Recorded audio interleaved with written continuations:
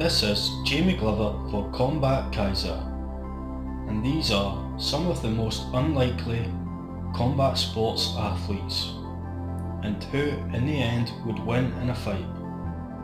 Brian Blessed. The bellowing bully Brian Blessed is an iconic British figure in the world of acting and comedy. He will forever be immortalised for his role in Flash Gordon. However, his acting career is far from being the true tale of his success. He may in fact be one of the most accomplished men still living. For example, he is the oldest man to reach the magnetic North Pole on foot, along with conquering the peaks of many mountains. He has survived a plane crash, fought a polar bear, delivered a baby, and has completed hundreds of hours of space training. This is but a small portion of his accomplishments. But back to the list. Brian Blessed's first love of action came from his early boxing career. He had a short-lived career before turning more seriously to acting. In later life, he would even spar with the Dalai Lama during a visit. He is also a judo expert in accomplishing 3 dans. With his gigantic frame, he would have a formidable stand-up and clinch game, making him a very dangerous man in his time. Neil Tyson Degrasse. Neil Tyson Degrasse can raise his hand as one of the celebrity scientists going against the grain of popular culture to make intelligence cool. However, astrophysicist and host of Cosmos, a space-time odyssey, had his hand raised many times as a successful high school wrestler.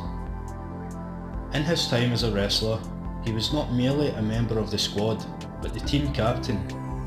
He also revealed in an interview with Flow Wrestling that he was undefeated.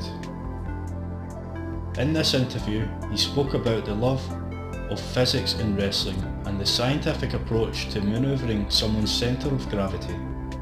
Undoubtedly, he has the advantage over anyone on this list in terms of intelligence. This ability to fight smart and creatively, along with his near 6'2" frame, would make Neil Tyson Degrasse a fierce competitor.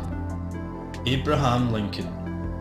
Abraham Lincoln is widely known as one of America's greatest presidents. He will long be remembered for his leadership and victory in the Civil War, which brought an end to slavery in America. However, what many people do not realise is that Lincoln was a formidable wrestler. The long-limbed, 6'4" figure towered over the average man of his age. It is no surprise that with his frame he could wield an impressive strength, diminished only by his talent of public speaking. Although, with tales and lore of his greatness enhanced with time, it is impossible to say how much is true. Many publications list breathtaking feats as fact.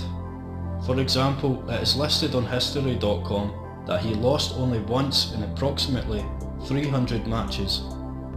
In the very same article, it was claimed that he was quite the trash talker, issuing a challenge after defeating an opponent. Quote, "I'm the big buck of this lick. If any of you want to try it, come on and wet your horns."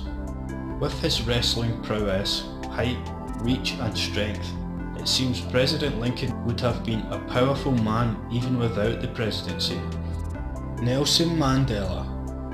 Later in life, Nelson Mandela was a quintessential figure for peace and freedom. His sacrifice spearheaded him as a symbol of the racial equality movement in South Africa.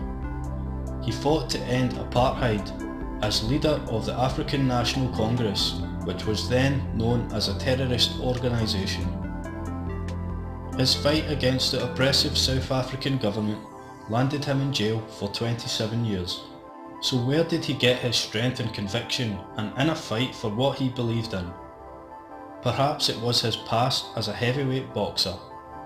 In his own words, Mandela was never a great boxer. Quote, "I was never an outstanding boxer. I was in the heavyweight division and I had neither enough power to compensate for my lack of speed, nor enough speed to make up for my lack of power." However, the discipline and determination to box, even at the lower levels, surely gave him the fortitude to fight for freedom. In this quote, he describes his love of boxing and how it gave him his first taste of equality. Quote, "Boxing is egalitarian. In the ring, rank, age, colour and wealth are irrelevant. I never did any real fighting after I entered politics. My main interest was in training. I found the rigorous exercise to be an excellent outlet for tension and stress." Mandela, of course, would be released from prison to become President of South Africa, help end apartheid, and win a Nobel Peace Prize. Gerald Ford. The 38th President of America, Gerald Ford, was a shock president even to himself. Happy to say, within mid-level stature within the Republican Party, he was thrust to limelight and responsibility amidst the controversy of the Watergate scandal. He remains one of history's lesser-known presidents. However, his unremarkable run as president was shadowed by a remarkable athletic career. He earned a football scholarship to Michigan University, becoming their MVP. He also made the college All-Star team in 1935. After graduating, he displayed his knowledge for combat sports by becoming a boxing coach for Yale. Teaching boxing would mean Ford would have some level of expertise in the sport. However, admittedly, there is very little information to say for sure whether Gerald Ford actually competed himself. It appears he may have been more of a fitness and coaching specialist rather than a pugilist. An American president with the knowledge and ability to box is still an extreme rarity. So who would win? Gerald Ford would immediately come out last in a fight between these unexpected combatants. In his prime, he may well be the fittest of the lot. However, his lack of competitive fights would leave him far less experienced. He taught boxing at Yale, which is scraping the barrel of boxing talent in America. Nelson Mandela would be his closest chance of victory, as the only other stand-up fighter on the list. However, the South African heavyweight would have far more experience and would likely KO Gerald Ford.